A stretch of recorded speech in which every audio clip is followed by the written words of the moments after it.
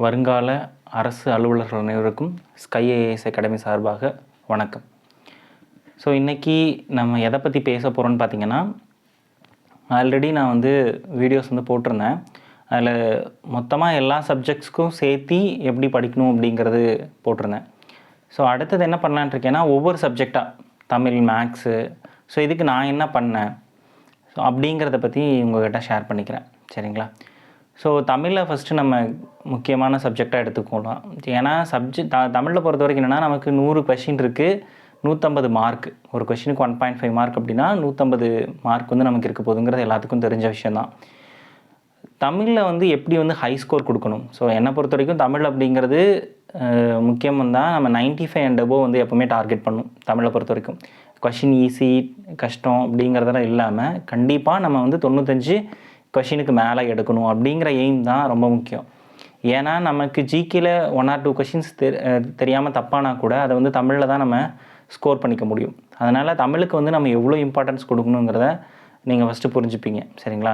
So அப்போ தமிழுக்கு எப்படி படிக்கணும் அப்படின்னா, ஜென்ரலாக என்னென்னா, இப்போதைக்கு புது புக்கு ஃபுல்லாக நம்ம படித்து தான் ஆகணும். 6வதுலேருந்து 10வது வரைக்கும் இருக்கிற புது புத்தகம். சரிங்களா? அதை நீங்கள் முழுசாக படிக்கணும். அதில் எல்லாமே படிக்கணுன்னா எல்லாமே தேவையில்லை. சரிங்களா? சிலபஸில் சில விஷயங்கள் சொல்லியிருக்காங்க, சில விஷயங்கள் சொல்லலை, அதெல்லாம் நமக்கு தேவையில்லை. ஸோ ஆனால் இலக்கண பகுதியில் முக்கியமான இலக்கணங்கள் மட்டும் பார்த்துட்டு மீதியை ஒமிட் பண்ணிடலாம். சரிங்களா? துணை பாடங்களில் ஆசிரியர் குறிப்பு, நூல் குறிப்பு மட்டும் பார்த்துட்டு தேவையில்லாத விஷயங்கள் அந்த கதையெல்லாம் இருக்கிறதெல்லாம் நீங்கள் என்ன பண்ணலான்னா ஒமிட் பண்ணிடலாம். சரிங்களா? ஸோ இப்படி நீங்கள் ஃபஸ்ட்டு புது புக்கை படித்து முடிச்சிடணும். பழைய புக்கை என்னென்னா எதுக்காக ரெஃபர் பண்ணுறோன்னா, பழைய புக்கிலிருந்து கொஷின்ஸ் வருது நமக்கு. டிஎன்பிஎஸ்சி பொறுத்த வரைக்கும் லாஸ்ட் குரூப் 4லேயும் பார்த்துருப்பீங்க, குரூப் 2லேயும் நமக்கு கொஷின்ஸ் எடுத்திருந்தாங்க. அதுக்கு அடுத்த வந்த எக்ஸாம்ஸ்லேயும் எடுத்திருக்காங்க. ஸோ அப்படிங்கும்போது நம்ம தமிழுக்கு புது புக்கு மட்டும் பத்தாது. அப்போ பழைய புக்கும் நம்ம என்ன பண்ணணும்னா கோத்ரூ பண்ணணும்.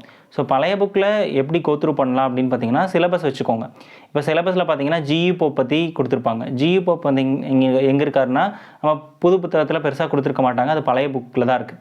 அதே மாதிரி பார்த்திங்கன்னா சீரா புராணம், எச்ஏ கிருஷ்ணப்பிள்ளை பற்றி, அதுக்கப்புறம் பாஞ்சாலி சபதம், ஸோ இந்த மாதிரி சில டாபிக்ஸ் எல்லாமே பார்த்திங்கன்னா புது புக்கில் இல்லாத டாபிக்ஸும் பழைய புக்கில் மட்டும் இருக்கிற டாபிக்ஸ்.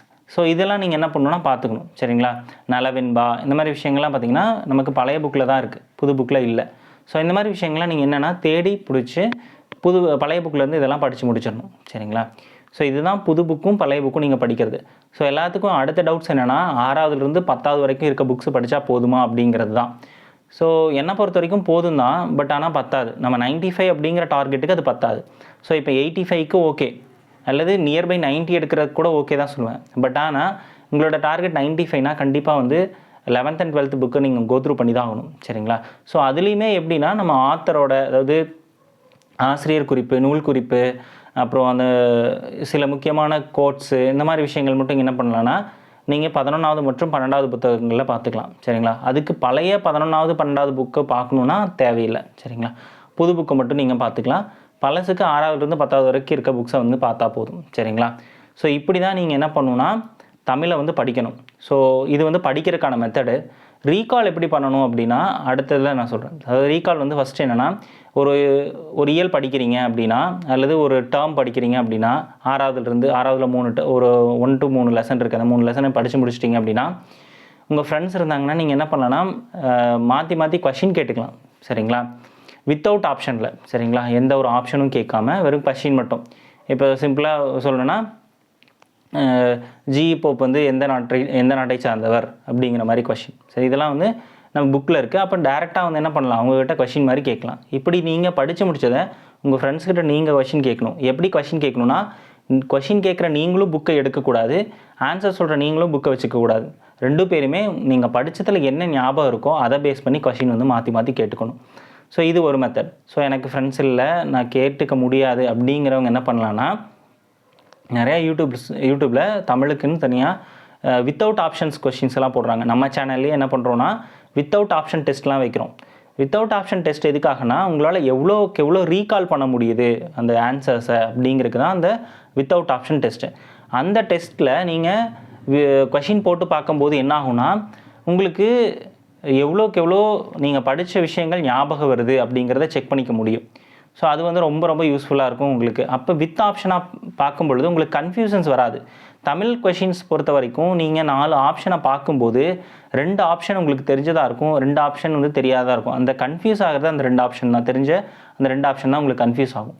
ஸோ அப்போ அந்த 2 ஆப்ஷனை என்ன பண்ணுன்னா, நம்ம இந்த மாதிரி வித்தவுட் ஆப்ஷன் டெஸ்ட் கொஷின்ஸ் போடும் பொழுது உங்களுக்கு அந்த கன்ஃபியூஷன்ஸ் வந்து வராது. ஸோ நான் வந்து எப்படி எக்ஸாம் ஹால்குள்ளேயோ அல்லது தமிழ் டெஸ்ட்லேயோ ஆன்சர் பண்ணுவேன் அப்படின்னா, 4 ஆப்ஷனையும் நான் என்ன பண்ணுவேன்னா ஃபஸ்ட்டு மறைச்சிருவேன். கொஷினை மட்டும் ரீட் பண்ணுவேன். கொஷினை ரீட் பண்ணதுக்கப்புறம் எனக்கு அந்த கொஷினுக்கான ஆன்சர் வந்து தெரியுதா, ஆப்ஷனே பார்க்காம எனக்கு அந்த ஆன்சர் வந்து தெரியுதான்னு செக் பண்ணுவேன். கண்டிப்பாக நான் வந்து வித்தவுட் ஆப்ஷனில் ப்ராக்டிஸ் பண்ணதுனால கண்டிப்பாக எனக்கு தெரியும். அப்போ தெரிஞ்ச ஆன்சர், இப்போது சிம்பிளாக ஒன்று எடுத்துக்கணும்னா, பாஞ்சாலி சபதம் யார் இயற்றினார் அப்படின்னு கொஷின் வருதுன்னு வச்சுக்கோங்க. நமக்கு தெரியும் பாரதியார் அப்படின்ட்டு.